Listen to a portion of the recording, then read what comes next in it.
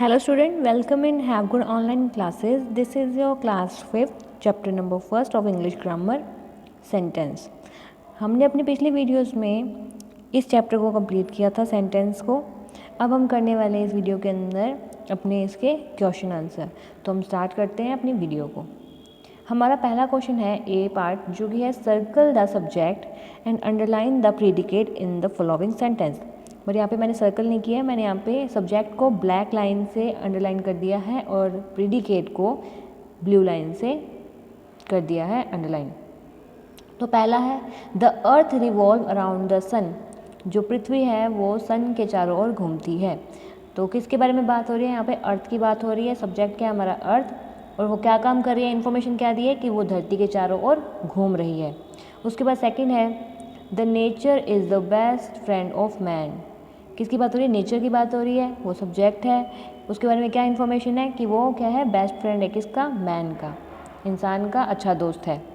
Third है हमारे पास he is waiting for his father, कि वह अपने पिता का इंतज़ार कर रहा है. तो ही किसकी बात हो रही है? ही की बात हो रही है.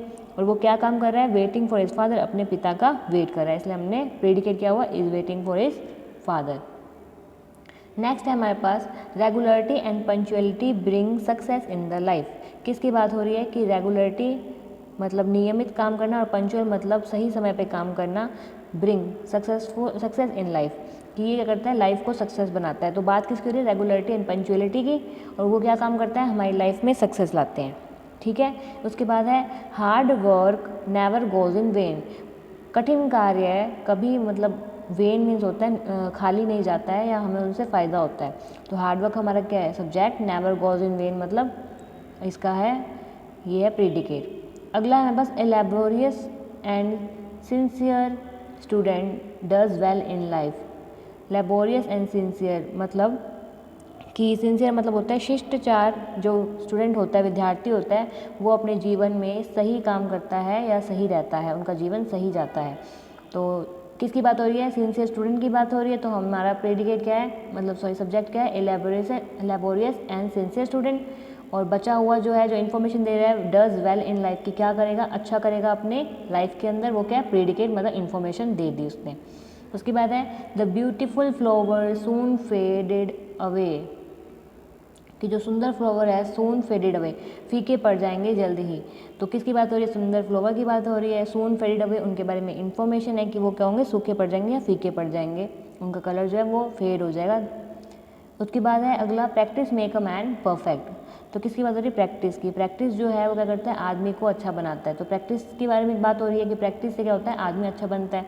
तो प्रैक्टिस हमारा क्या है? सब्जेक्ट. और उसकी इन्फॉर्मेशन क्या है कि प्रैक्टिस से क्या होता है? इंसान परफेक्ट बनता है, मैन परफेक्ट बनता है.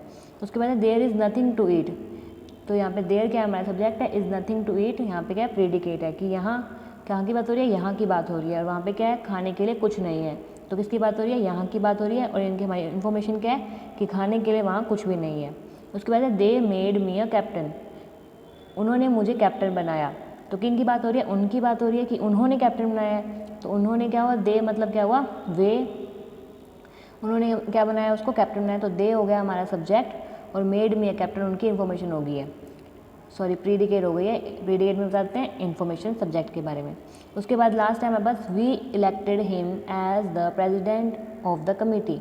हमने उसे चुना किसके लिए? प्रेजिडेंट ऑफ कमिटी के लिए. तो किसने चुना? हमने चुना. हमारी बात हो रही है. वी हम थे, कि हमने किया. और क्या किया था हमने? प्रेजिडेंट के लिए उसे चुना था, प्रेजिडेंट ऑफ कमिटी के लिए.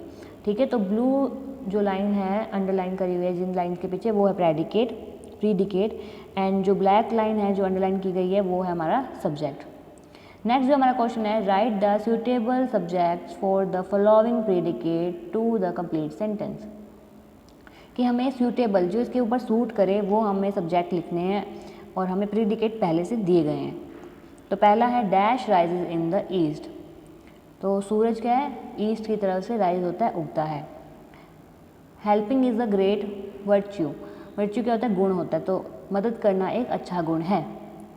Third water originates from the Himalayas. जो पानी है वो कहाँ से उत्पत्ति होता है या उत्पत्ति होती है पानी की? हिमालय से. कि बर्फ़ पिघलती है तब वो पानी ऑरिजिनेट करता है.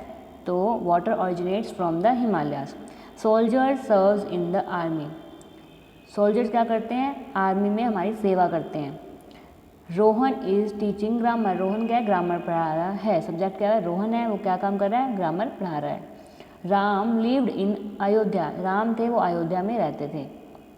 Boys are playing football, boys क्या हमारा सब्जेक्ट है, वो क्या कर रहे हैं, फुटबॉल खेल रहे हैं। शुगर टेस्ट स्वीट, चीनी का जो टेस्ट है या स्वाद है वो क्या है, मीठा है, स्वीट है। तो किसकी बात हो रही है, शुगर की बात हो रही है, उसका टेस्ट कैसा है, मीठा है। 9th है Amazon is scared river, Amazon जो है वो खतरनाक नदी है। तो अमेजोन क्या है, किसकी बात हो रही है, सब्जेक्ट क्या है हमारा अमेजोन, और इज अ स्केयर्ड रिवर, खतरनाक नदी है, वो उसके बारे में इंफॉर्मेशन है। 8 मल्टीप्लाई बाय 3 इज़ 24, 8 को जब मल्टीप्लाई करेंगे 3 से तो आंसर क्या आएगा हमारा 24। तो ये था हमारा बी सेक्शन, जिसके अंदर हमने क्या किया, सूटेबल सब्जेक्ट्स बताए हैं इन लाइन या सेंटेंस को कंप्लीट करने के लिए, प्रीडिकेट को कंप्लीट करने के लिए। उसके बाद हमारे पास है सी सेक्शन। सी सेक्शन में हमारे पास है राइट द सूटेबल प्रीडिकेट। अब हमें क्या है कि सब्जेक्ट दे दिए गए हैं, हमें प्रीडिकेट्स लिखने हैं सेंटेंस को कंप्लीट करने के लिए। The dog bark at the street, dog क्या है, सब्जेक्ट है, इन्फॉर्मेशन क्या है कि डॉग क्या कर रहा है, बार्क एट द स्ट्रीट, मतलब गली में भौंक रहा है, बार्किंग एट द स्ट्रीट। उसके बाद है the earth revolve around the sun, हमने पहले ही पढ़ा था कि अर्थ जो है वो सन के चारों ओर घूम रहा है।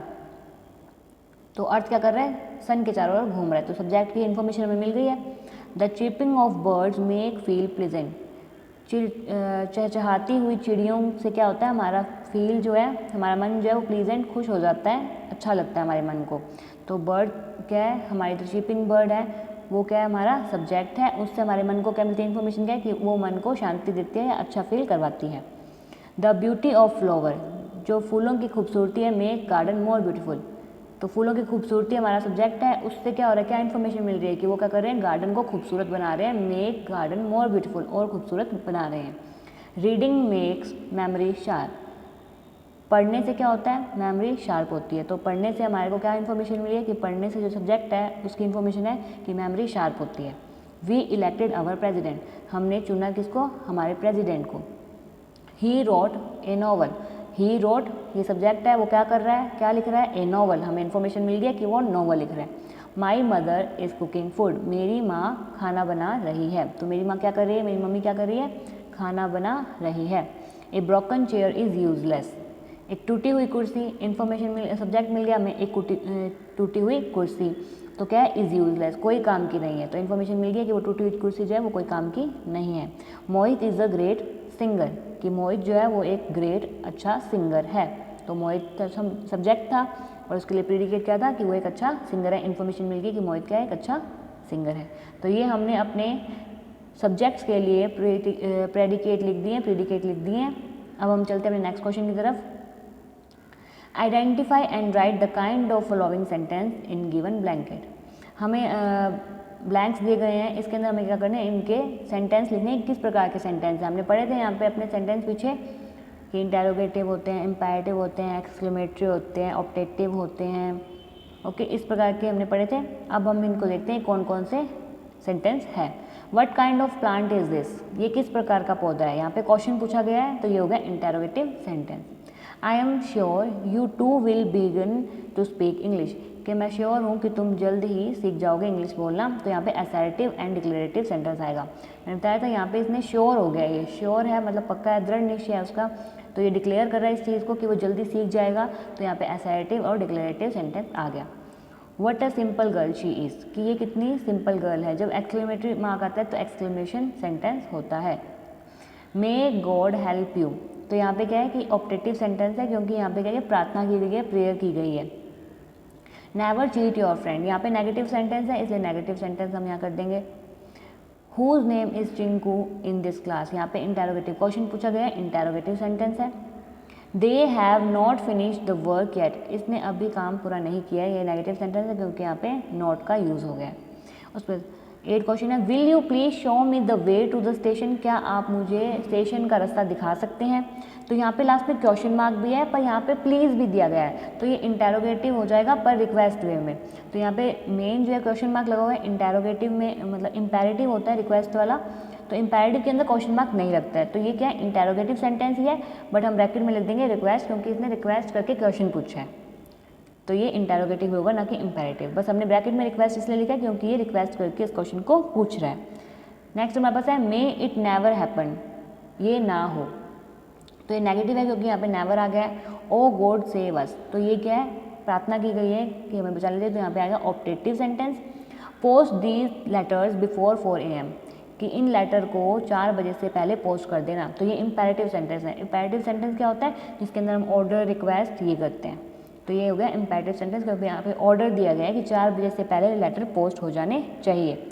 You stupid boy, why did you break the window, stupid boy कि बेवकूफ़ लड़के तुमने ये खिड़की क्यों तोड़ी, तो यहाँ पे क्वेश्चन मार्क है, तो इंटेरोगेटिव भी है, बट स्टार्टिंग में हमें एक्सक्लेमेशन का मार्क दिख रहा है, इम्पेरेटिव का सेंटेंस दिख रहा है कि यहाँ पे गुस्सा किया गया है, एंगर किया गया है, तो हमने इंटेरोगेटिव और ब्रैकेट में एंगर कर दिया है क्योंकि यहाँ क्वेश्चन भी पूछा गया है और गुस्सा भी दिखाया गया है, तो इसलिए इंटेरोगेटिव ब्रैकेट में एंगर।